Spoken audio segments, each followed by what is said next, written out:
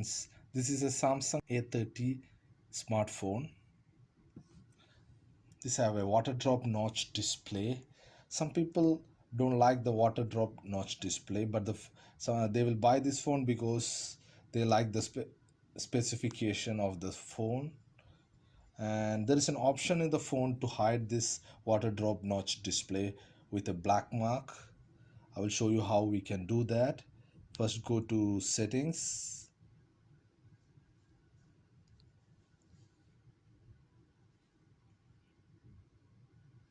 then go to display, then go to full screen apps, just hide front camera. Now you can see the difference. Look, this area is hide by black mark. Now if you want to take away that one, go to settings once more, go to display, full screen apps, take away that one. Now you can see the difference.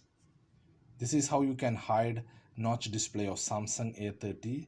Most of the notch display phone have this feature. You can use that if you don't like. Thank you for watching my video. Please do subscribe my channel. Bye bye.